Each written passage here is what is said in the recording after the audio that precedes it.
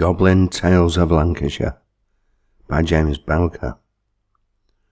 The Rescue of Moonbeam. From one corner of Ribbleton Moor, the scene of Cromwell's victory over Langdale, there is as lovely a view as ever painter dreamed of.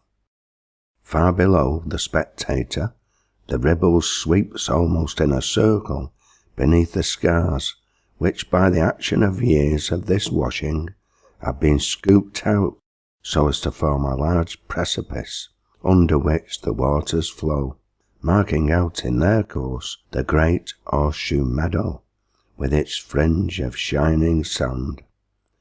The peaceful valley through which the river, reflecting in its moving bosom the overhanging many-tinted woods and cliffs, meanders on its way to the sea, is bounded afar off by noble hills, the whale-like Pendle towering in majestic grandeur above the rest.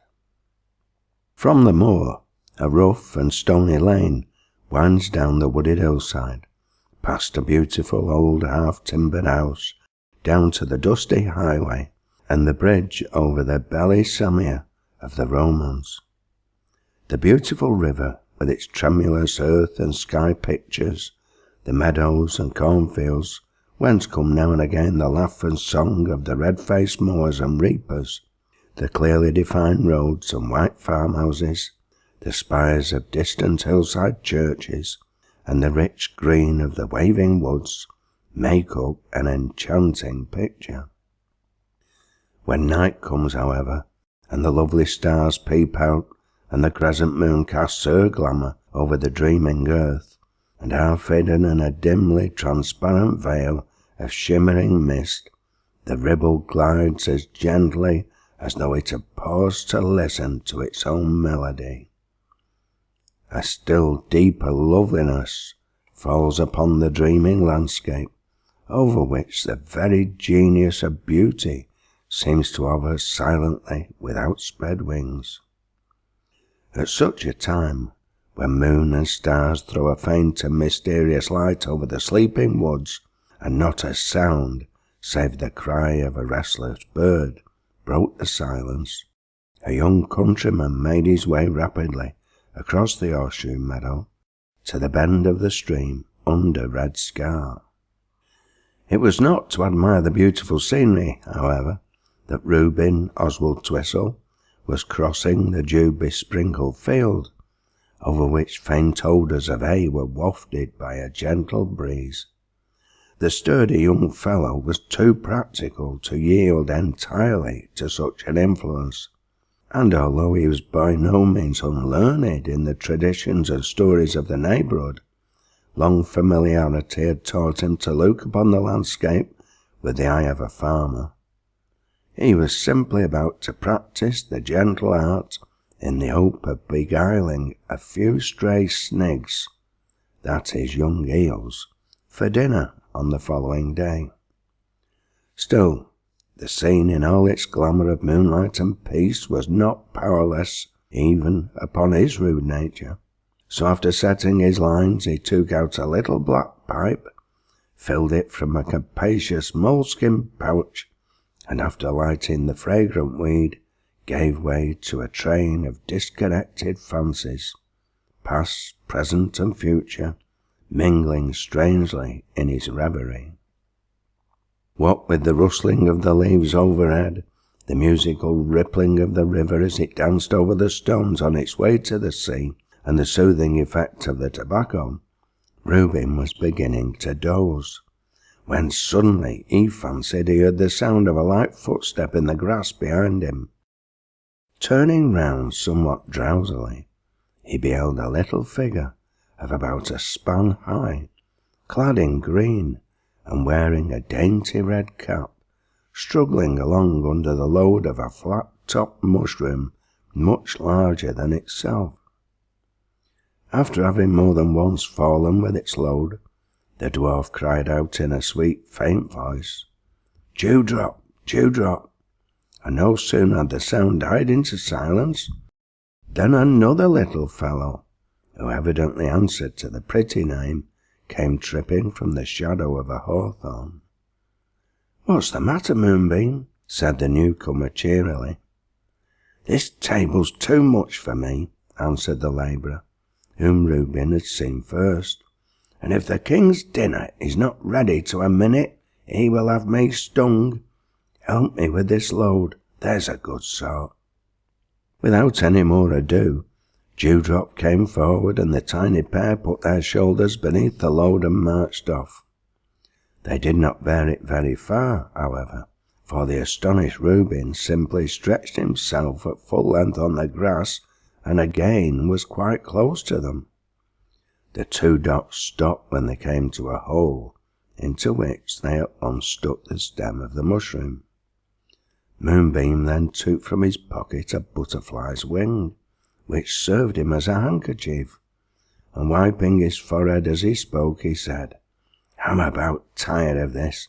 Every night the table is stolen, Dewdrop, and I've to find a new one for each dinner, and no thanks for it either.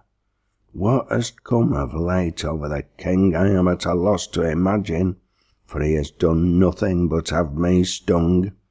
I shall emigrate if this continues, that's all." "So would I," answered the other little fellow, "if Blue Eyes would go also, but I can't leave her." After a hearty peal of laughter, during which he had held his shaking sides, Moonbeam shouted, "Why, my dear innocent, if you went, she would be after you in a trice. I remember that when I was as guileless as you, I fell in love with Ravenhair, the daughter of old Pig here. She treated me just as Blue Eyes uses you, but when in a fit of jealous rage I began to pay delicate attentions to Jasmine, the tables soon were turned, and one evening as I was dozing in a flower cup, I heard someone call me, and peeping out of my chamber, I saw the once scornful Ravenhair weeping at the foot of the stalk. No sooner did she catch a glimpse of the tip of my nightcap than in piteous tones that went straight to my heart, she cried out, 'Dearest Moony, let me come up and—' But hush, wasn't that the dinner gong?" The pair listened intently as over the grass came the solemn hum of a bee. "I'm in for it," said the fairy, whose tale had been so suddenly interrupted. "There's the first bell, and I haven't got even the table set." The pair darted off, and tripping away into the shade of the hawthorn, they were for a moment or two lost to the sight of the wondering Reuben, but they soon returned, each bearing a dish and cover made of a little pearl shell. These they placed upon the mushroom, and away they scudded, again to return in a minute with another load. In an incredibly short space of time the table was set out, with a goodly array of tiny dishes and plates. Once more the hum of the bee was heard booming over the grass, and from the shadow of the tree there emerged a dainty being, whose attire glittered in the moonlight, and whose step was like that of a proud monarch. He was clad in a many-hued coat made of wings of dragonflies, a green vest cut from a downy mouse-ear leaf, and with buttons of buttercup buds, little knee breeches of fine spun silk dyed in the juice of a wimberry, stockings of cobweb, and shoes of shining beetle case. His shirt, which was as white as falling snow, had been cut from convolvulus flowers ere they had opened to the light, and his hat, a gem of a thing fit only for a fairy, was of red poppy, with a waving white feather and a band of fur from a caterpillar. He led by the hand another personage, equally daintily dressed, but of a higher order of loveliness, with a pale oval face and dreamy-looking eyes, gleaming like the sea when the moon and stars are bending over its bosom, and the wind is whispering its sad secrets. Her hair was golden, and rippled almost to her exquisite feet, and over it she wore a blue cornflower wreath, with diamond dewdrops here and there amid the leaves. Her dress was of damask rose leaves looped up with myosotis. The grass hardly bent beneath her, so daintily did she trip along, just touching the tips of the fingers of the hand the king extended to her. Following this royal pair came a group of gaily clad attendants, and a band discoursing sweet sounds, the deep bass of bees harmonizing happily with the baritone of a beetle and the crescendo chirp of a cricket. With a loud flourish from the musicians, all took their places at the festive mushroom, and the banquet began. The dishes were sufficiently various to tempt even an anchorite to excess, for all the delicacies of the season were there.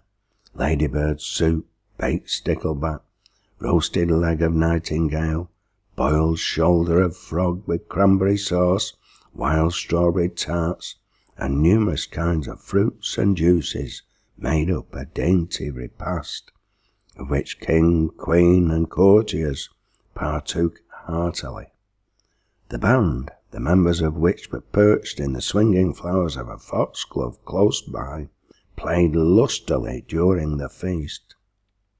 "For once," said the king, "for once, and let the circumstance be remembered when the annals of our reign are written, a day hath passed without anything having annoyed our royal self, without anything unpleasant having happened in our royal presence, and without anything having disagreed with our royal stomach."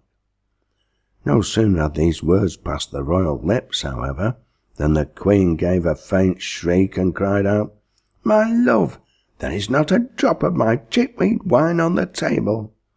A dark cloud passed over the monarch's face as he angrily shouted, "Methinks we were congratulating our royal self somewhat too early in the day. Bring hither the rascally Moonbeam, and bid the executioners attend for orders." One of the courtiers, with an alacrity marvellously resembling that of beings of a larger growth, rushed out, and speedily returned with the unfortunate dependent, who at once flung himself on the ground before the angry king, and begged to be forgiven. What result might have followed these prayers is uncertain, for, unfortunately, the suppliant's tears fell upon one of the monarch's shoes, and dimmed its lustre. "Bring hither the executioners and their instruments," roared the infuriated king, and almost immediately a couple of sturdy little fellows appeared, leading by a chain 2 large wasps. "Do your disreputable work," shouted the monarch. The executioners seized Moonbeam, fastened him to a stake, and pressed a wasp against him. The insect instantly stung him, and the miserable little fellow howled with pain. "Take him away," cried the queen. "We don't want wine of that kind."